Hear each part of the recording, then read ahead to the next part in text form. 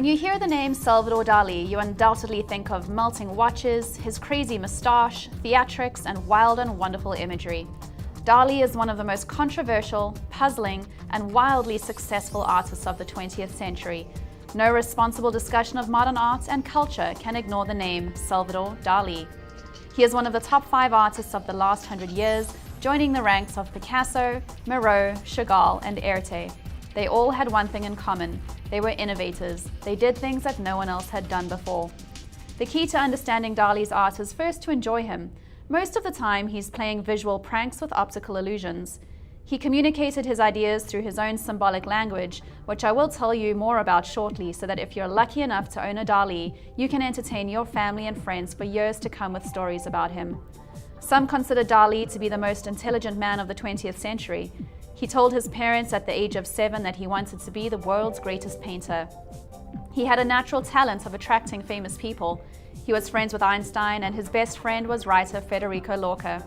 He belongs with an elite group, a handful of genius artists like Leonardo da Vinci, Rembrandt, Van Gogh, Picasso, and now Dali.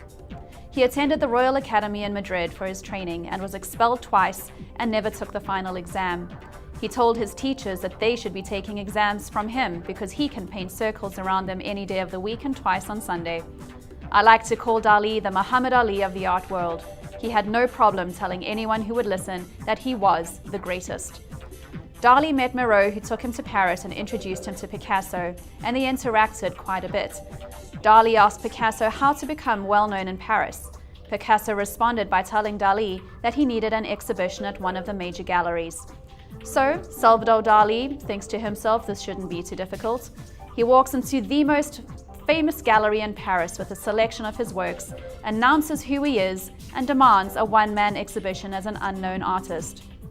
Well, the gallery director told him to leave, so Dali left, but before he did, he took a chair and threw it through the front door and the plate glass window, shattering the window of the gallery in a fit of rage.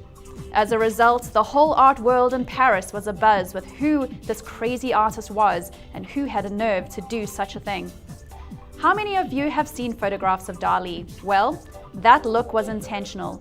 He knew that the crazier he acted, the more people would be interested in who he was and what he did. But the important distinction to know about Dali is that he really did have the goods. He was an egotist, an eccentric showman, but he epitomized the surrealist movement and was its most famous component. Not only could he conjure up surreal images in his mind, he captured them flawlessly on his canvases. The man was a genius on 2 separate levels. He was a creative genius that could paint better than almost anyone at the time.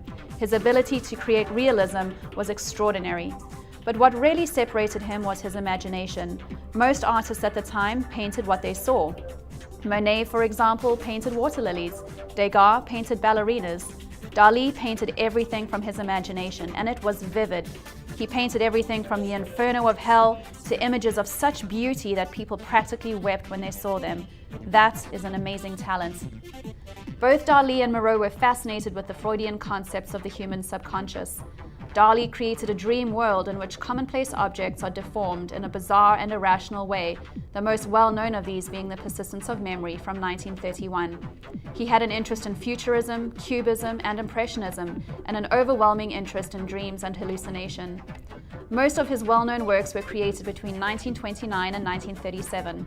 As mentioned, he used various symbols in his work, some of the most common being crutches, which represent both the supports of the fragility of things and the image of status, authority, and ceremony.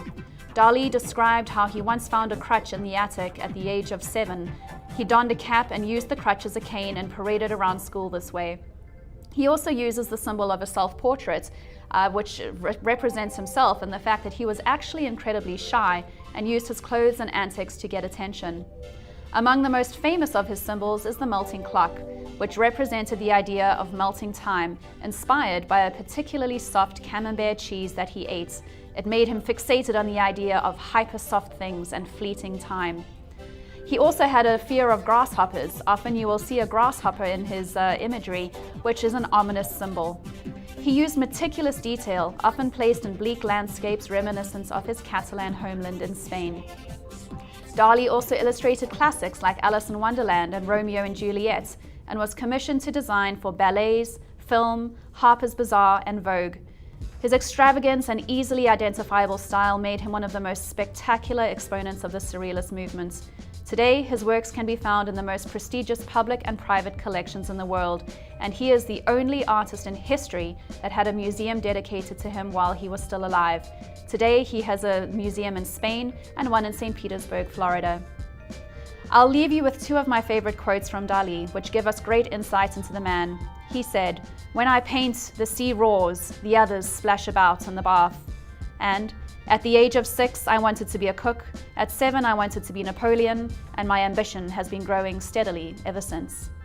For more information on Dali and to view available works by this spectacular artist, please speak to your art directors.